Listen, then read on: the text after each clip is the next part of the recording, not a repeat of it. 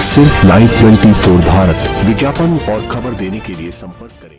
नमस्कार, मैं हूं आफरीन खान और आप देख रहे हैं live 24 Bharat news channel Delhi से ग्राउंड रिपोर्ट।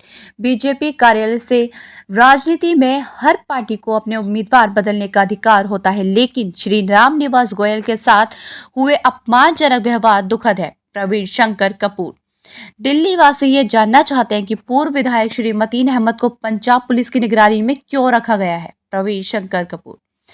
नई दिल्ली 5 दिसंबर। दिल्ली भाजपा के प्रवक्ता प्रवीण शंकर कपूर ने कहा कि हर राजनीतिक दल को अपने उम्मीदवार बदलने का अधिकार है, लेकिन जिस तरह आम आदमी पार्टी के नेता अरविंद केजरीवाल अपने विधायकों के साथ दुर्व्यवहार कर रहे हैं, वह चौंकाने वाला है। उन्होंने पहले ही कई वर्तमान विधायकों के टिकट काट दिए हैं और ऐसा प्रतीत होता है कि वह उन्हें धनाढ्य खरीदारों को बेच रहे हैं, लेकिन विधानसभा अध्यक्ष श्री रामनिवास गोयल के साथ किया गया व्यवहार चौंकाने वाला है।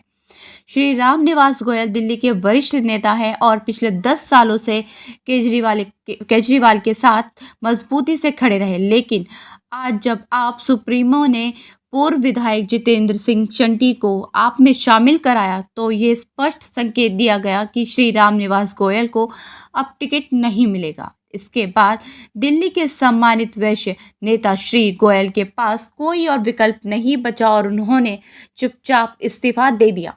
इसी तरह दिल्ली वासी आज ये देखकर हैरान हैं कि अरविंद केजरीवाल ने पूर्व कांग्रेस विधायक श्री मतीन अहमद, जो हाल ही में आप में शामिल हुए हैं, को पंजाब पुलिस की निगरानी में क्यों रखा है। दिल्ली वासी मानते हैं कि नेता श्री मतीन अहमद, जिन पर कभी कोई खतरा नहीं था, अब शायद आप छोड़ने की सोच रहे हैं। ऐसे में आप सुप्रीमो अरविंद केजरीवाल ने नुकसान की भरपाई के लिए श्री मतीन अहमद को पंजाब पुलिस की निगरानी में रखा है ताकि उन पर निगरानी रखी जा सके। संवाददाता आफरीन खान की खास रिपोर्ट। अफसोस ये कि 3 दिन का सत्र 2 दिन कर दिया गया, बजाय एक दिन। पहली बार हुआ होगा इतिहास में, दिल्ली के इतिहास में, कि सेशन जो है 3 दिन का कॉल किया गया और उसको घटा के 2 दिन का कर दिया गया। बजाय 3 दिन की जगह 4 दिन करते। इतने सारे सवाल सामने खड़े हैं। सीएजी की रिपोर्ट सदन के पटल पर नहीं लाए और हाई कोर्ट में झूठ बोला। हाई कोर्ट में कहा कि सीएजी, जब हमने भाजपा के विधायकों ने कोर्ट का रुख किया और कहा कि ये लास्ट सेशन हो रहा है इसलिए अर्ली हियरिंग की जाए, हाई कोर्ट ने उसको एक्सेप्ट किया, अर्ली हियरिंग हुई, लेकिन वहां पर आम आदमी पार्टी की सरकार ने झूठ बोला, कोर्ट को मिसगाइड किया कि ये लास्ट सेशन नहीं है, क्योंकि अर्ली हियरिंग से कोर्ट आदेश दे सकता था कि सदन के पटल पर जो सीएजी की रिपोर्ट पिछले 6 साल से सदन के पटल पर नहीं आई है उनको लाया जाए। तो एक तरफ हाई कोर्ट को धता बताया गया, हाई कोर्ट के साथ को मिसलीड किया गया और सीएजी की जो 2 रिपोर्ट और आई हैं उनको भी ठंडे बस्ते में डाल दिया गया। सीएजी ने खुद हाई कोर्ट को अपडेट किया है कि इतनी सारी रिपोर्ट पेंडिंग है और बार बार हम इनको लिख रहे हैं। उपराज्यपाल भी बार बार लिख रहे हैं, लेकिन 280 नहीं करेंगे, प्रश्नकाल नहीं करेंगे, समय की कमी बताकर 29 तारीख को पहले दिन इन्होंने समय की कमी बताकर पहले दिन इन्होंने 280 को भी खत्म किया। उसके पीछे समय की कमी नहीं थी, क्योंकि सदन तो 3 की जगह 2 दिन का करना पड़ा, क्योंकि जो सरकार के इस विधानसभा के अधिकार क्षेत्र में मुद्दे आते हैं उन मुद्दों को इस सदन में उठाने नहीं देना है, उस पर जवाब भी नहीं देना है। इसलिए 2 दिन के सदन में एक भी मुद्दा इस सरकार के अधिकार क्षेत्र में जो आता है उस पर बातचीत नहीं की गई। जनहित के किसी मुद्दे पर, आम आदमी से जुड़े हुए लोगों से जुड़े हुए, नगर निगम की सफाई व्यवस्था से कोई बात नहीं हुई। दिल्ली की सफाई व्यवस्था पर कोई चर्चा नहीं होने दी, गंदे पानी पर कोई चर्चा नहीं होने दी। मंत्री जवाब देने से भागते रहे, मुख्यमंत्री को सांप सूंघ गया। लास्ट सेशन में फोटो सेशन होता है, वो फोटो सेशन भी हो गया।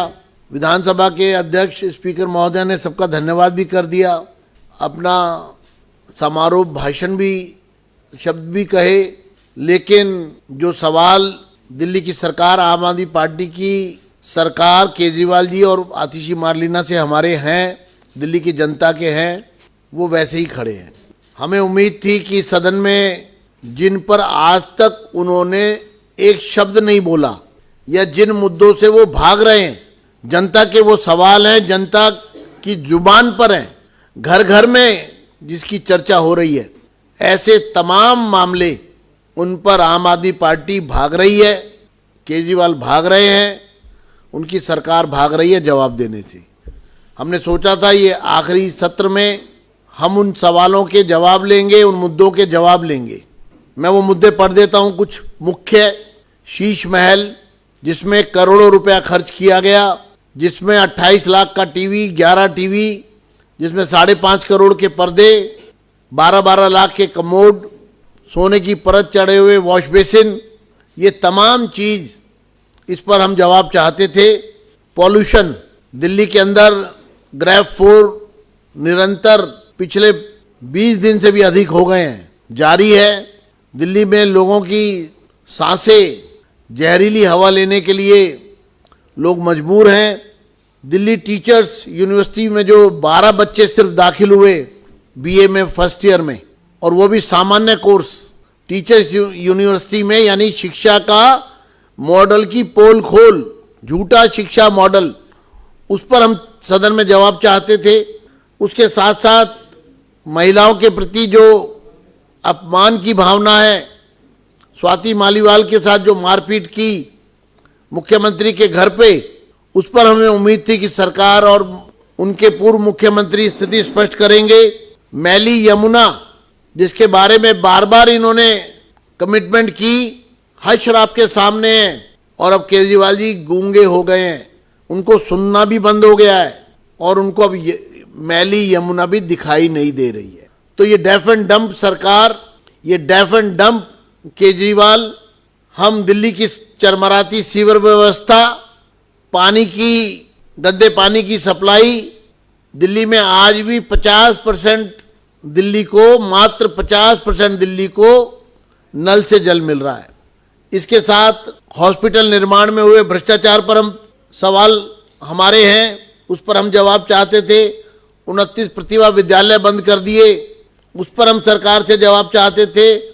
और इन सब के ऊपर रोहिंग्या और बांग्लादेशी घुसपैठियों को पर एनआरसी लाई जाए, और उस आम आदमी पार्टी के शासनकाल में दिल्ली में सबसे ज़्यादा रोहिंग्या और बांग्लादेशियों के अतिक्रमण की कहानी और अपराध से जुड़े हुई घटनाएं, उन पर भी चर्चा चाहते थे। इसी तरह से आरआरटीएस है, उसमें भी national capital region transport system NCRTC RRTS, उसके लिए भी जो दे पैसा ड्यू है वो भी दिल्ली की सरकार, इसी तरह national highway authority of India का जो पैसा है उसको भी देने में, इसी तरह ईस्टर्न पेरिफेरल का जो पैसा है, यानी कि दिल्ली की सरकार केंद्र सरकार के चलने वाले हर प्रोजेक्ट को या तो रोक रही है, या उसको ना समर्थन दे रही है, ना सपोर्ट दे रही है, बल्कि उसमें रोड़े अटका रही है, और अपने हिस्से की राशि भी पे करने से एक प्रकार से मना किया जा रहा है। तो एक तरफ केंद्र सरकार को रोकना, केंद्र की योजनाओं को लागू ना होने देना, उनको वित्तीय रूप से पंगु बनाना, डीएमआरसी को भी पंगु बनाना, कोर्ट के सामने झूठ बोलना, हाई कोर्ट के सामने सीएजी की रिपोर्ट पेश ना करने के लिए साजिश करना, और जनता से जुड़े हुए किसी भी मुद्दे पर इस सदन में बात ना करना, ये बहुत दुर्भाग्य की बात है।